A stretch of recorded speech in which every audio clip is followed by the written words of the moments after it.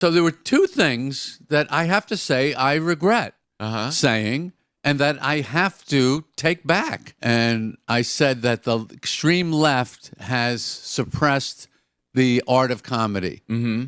I did say that. Yeah. It's not true. It's not true. No? No.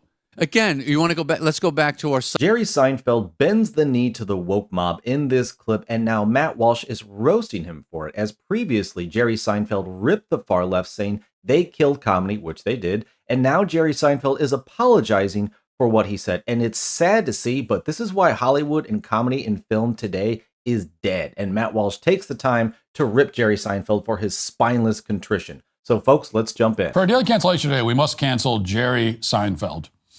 It's a bit of a sad moment for me. I've always liked Jerry Seinfeld. His show was a touch overrated, but still one of the greatest television comedies of all time, no doubt about that.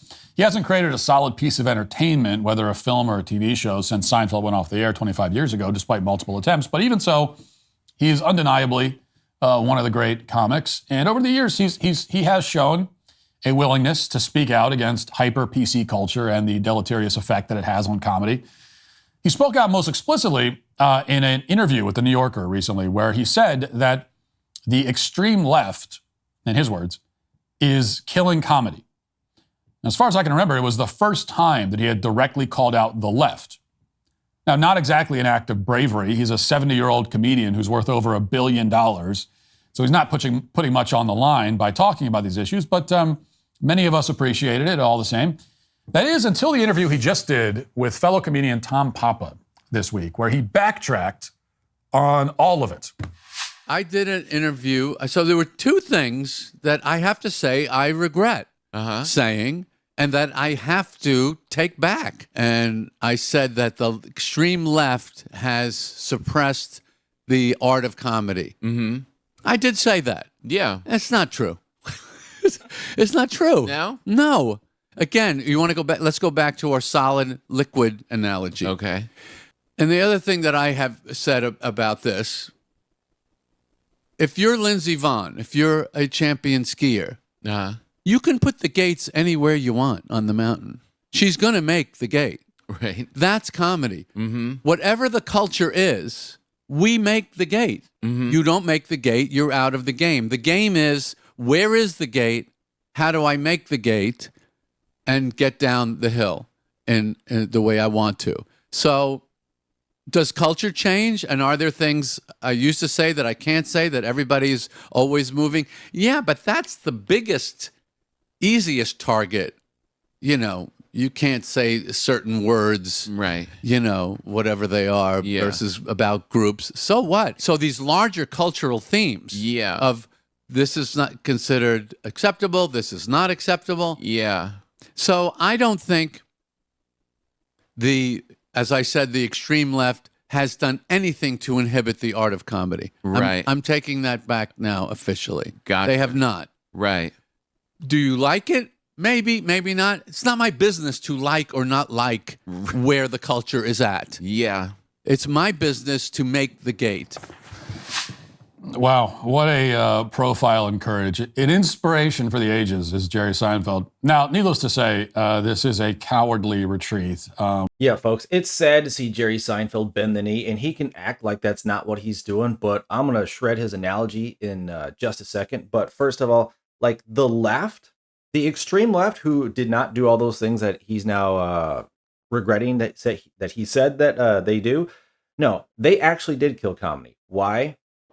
Because they would threaten people over their jobs. If they said certain things, they would protest. They would do anything they could to shut down the film. They would attack the people who own the place. They would, I mean, this is the same stuff they did at colleges. They would try to stop people before they even showed up. And that's what the far left did. They tried to end your job. They tried to end your career. They tried to end.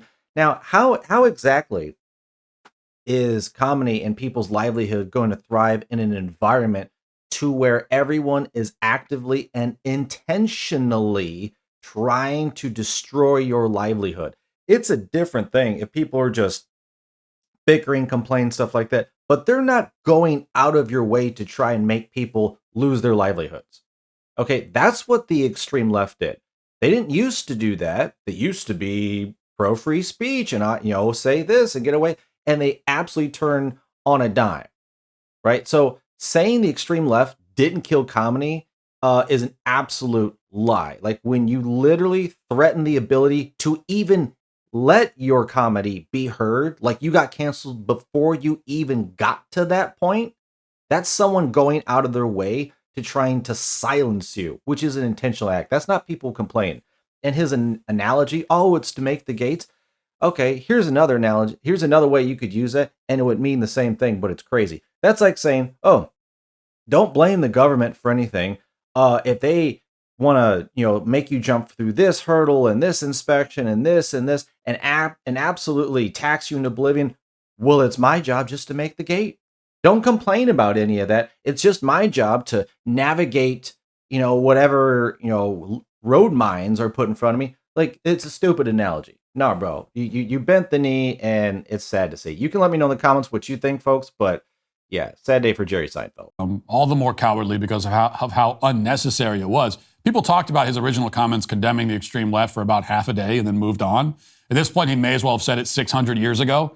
He didn't need to issue any clarification, much less a full retraction and apology, but he was obviously quite disturbed by the pushback, however mild and fleeting it may have been.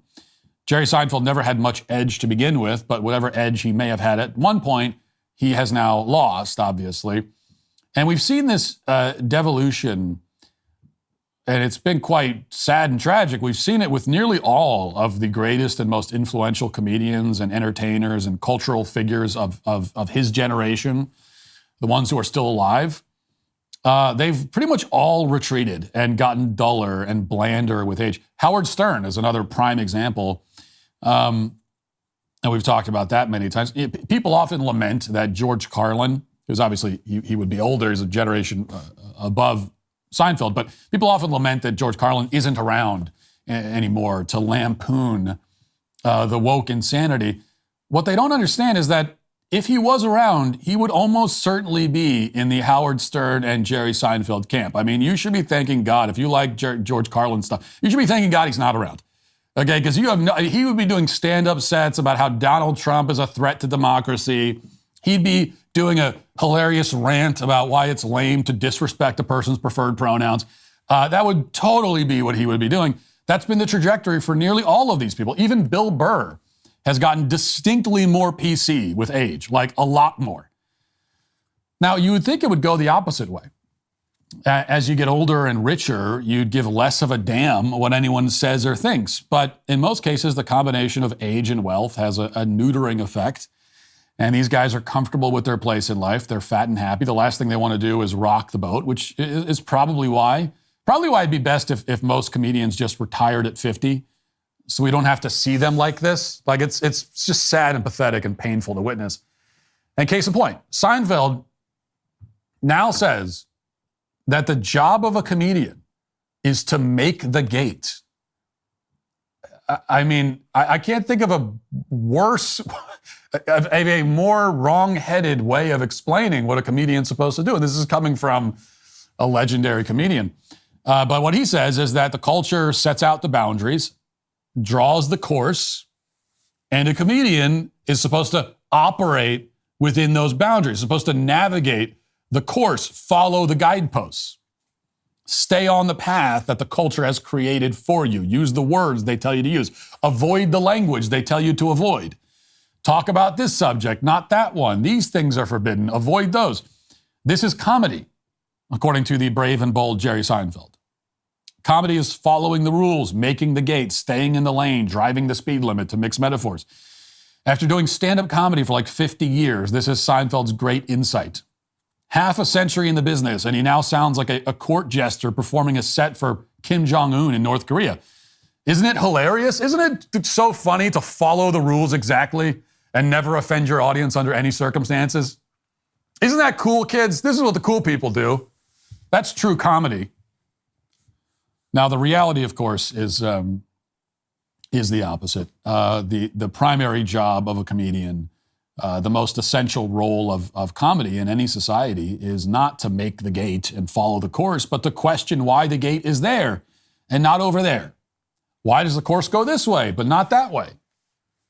You can't find the humor and absurdity in the boundaries if you're not willing to push them. That doesn't mean that comedy always has to be intentionally outrageous or intentionally offensive just for the sake of it, but it does have to be aware of the ridiculous aspects of the culture, the rules that don't make any sense. And it has to be willing to lampoon those rules, which will always risk upsetting the people who put the rules in place. Now, I'm going to agree and disagree with Matt Walsh on one thing on each side. One, yeah, that's absolutely part of the duty, not duty, but kind of job of a comedian. Like, you make fun of what doesn't make sense in society. I mean, think in the 70s and the 80s with Richard Pryor, George Carlin, his 7 dirty words. I mean, some of the biggest comedians were the ones questioning the system and making fun of it. That's the whole point. You're supposed to be able to laugh at what is stupid. That's why Joe Biden, tried to stop people from, putting out memes about him and all that, because that's one thing that elites hate, is the ability to make fun of them. Because if you can't make fun of them, it's even harder to point out what they're doing wrong. And yeah, that's what comedians really are. But I don't know about George Carlin. I get what Matt Walsh is saying. I've watched George Carlin a lot. I don't know if he really would. I agree, like people like Howard Stern, all of these other people, yeah. I don't know what happened to him. I have absolutely no idea. Like, Howard Stern just went off the deep end. I don't know. He's crazy now. But George Carlin, I can see him going both ways. I could see him in part kind of going with the mob, but at the same time, I could also see him being like, when Trump came around, him just absolutely being saying, F the establishment, F the status quo. And just for a laugh, he's going to take Trump's side. Like, I could see him going each way. But folks, I want to know what you think on that. What do you think? Do you think George Carlin would have gone woke or anti-woke with Donald Trump in the election and culture and all that? Like, which way would he have really gone? I don't know. I'm 50-50 on this, but I'm not necessarily going to agree with Matt Walsh that he's going to go full woke. But then, folks, thanks for watching. Let me know in the comments what you think and what you thought about what Matt Walsh had to say about woke, unfortunately, Jerry Seinfeld. Thanks for watching. Take care. Like and subscribe, and I will see you on the next one.